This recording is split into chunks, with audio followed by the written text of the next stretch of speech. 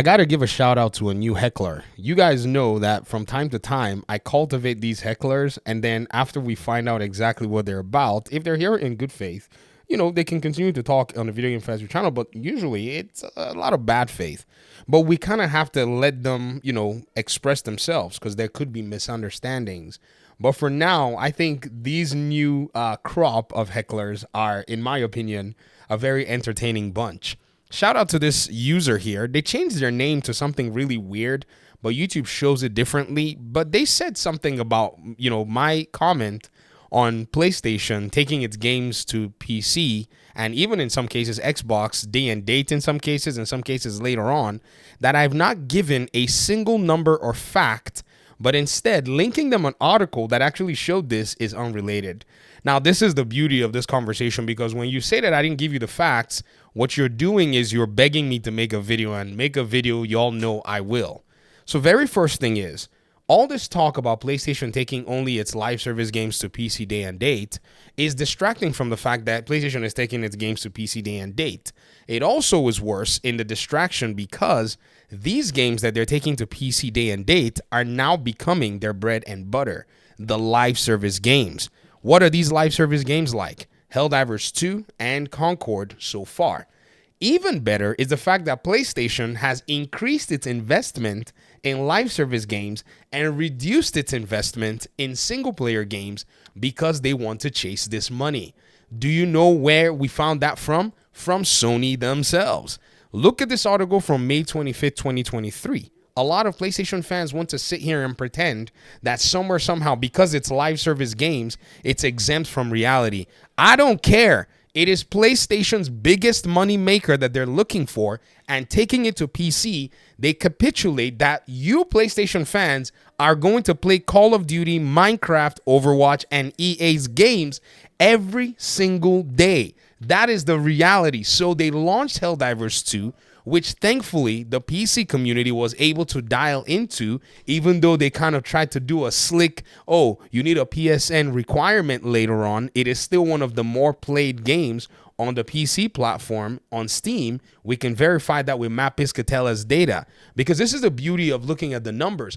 You see, we used to live in a world where data used to be kind of hidden from us, but now we're in an attention economy where if in order for you to be able to actually prove your worth, people have got to really see what you're about, and what you're about is your work. So Matt Piscatella, thankfully, is one who continues to drop a lot of these data sets for us all the time. And in his data sets that he's been dropping, we've basically been able to take a look, pretty much at seeing a lot of these details and a lot of these, data sets. Because to be very honest, these fellow PlayStation fans of mine, they're very good at dodging reality. So let's go ahead and let's look at the data set in November 16th. November 16th, guess which community is still playing Helldivers 2? Oh yeah, you got that right.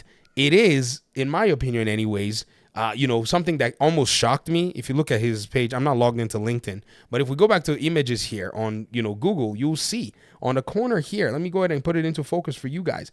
Helldivers is number 3 on Steam. So these people talking about this stuff that are saying, oh, it's only the live service games, they are trying to fool themselves into understanding what, they feel they need to understand. When in reality, PlayStation is basically sailing this ship and moving to the live service thing in order for them to be able to make money and make sales. This May 23 article that I started out with saying Sony investing more in live services than single player PlayStation games, May 2023. Sony has revealed that they're now investing, they've been doing this for a while before they actually revealed it, that they're now investing more money in live service games than in traditional single player games. While the company wouldn't abandon single player games, the investment gap between the two will grow going forward. These games that you're saying, it's only the live service games, they're the games that they're bringing to PC day one. That's why they can easily just delete Concord, because they're going to go blow more money into more of them. Some people will see this data set and say, well, it's not that they're doing it. They've actually reduced it. They said they were going to reduce the number of live service games. What they're citing is this article's headline that says that they're going to basically, Sony's live service triple down is a dangerous road for them, which is where they said something along the lines of reducing the number of games in the FY 2026 calendar. They never said they're not going to bring these games for you. So if you're laughing and saying Spider-Man comes late and God of War comes late, these games are on the back burner in terms of what PlayStation is spending money on.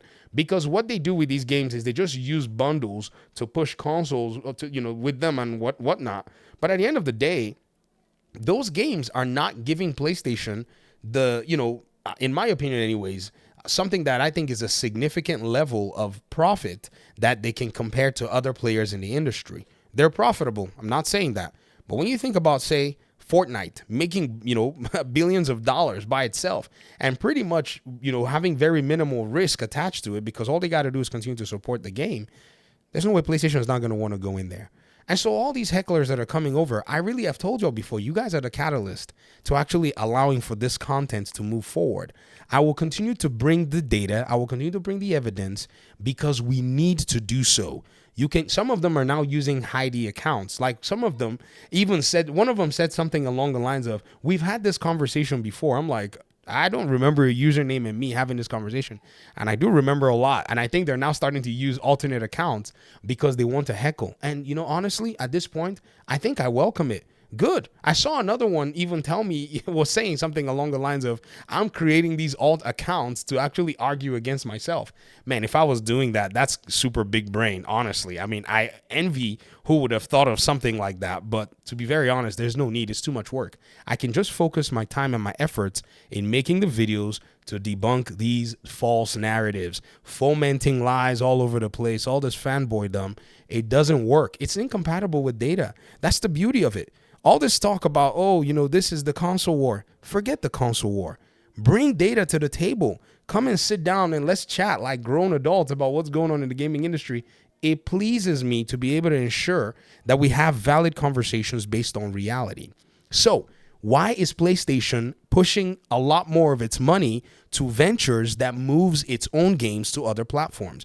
Because the single player games, they carry a lot of risks. They're expensive to execute on. And at the end of the day, when it comes to sales, they don't feel confident that it's sustainable for their own PlayStation community alone to single-handedly carry the sales of their games. If that was what they could basically bank on, then they would not have brought Marvel Spider-Man 2 quicker than other games to PC. This is just the reality. Like, look at this. Horizon Zero Dawn and Horizon Forbidden West and a lot of these other games, they took a while to come to PC. Ghost of Tsushima and all the others.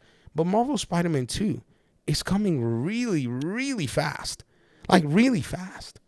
Like, super fast. And it sold more than Ghost of Tsushima, which is crazy because Ghost of Tsushima sat there all pretty on, the PS4 and PS5 platform, right? It was a PS4 game, but it sat pretty. It sold well.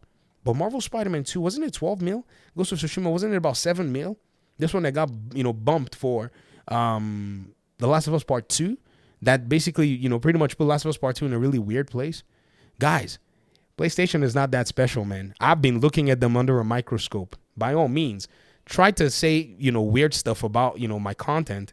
I would just dunk on you easily. No, I wouldn't even dunk on you. I'm sorry. PlayStation would dunk on you because all I got to do is just basically lay it up for them. Alley hoop, and they put the slam dunk. Simple enough. They thrive on people's ignorance and fandom. That's what they thrive on, that people don't know, that people aren't looking at it.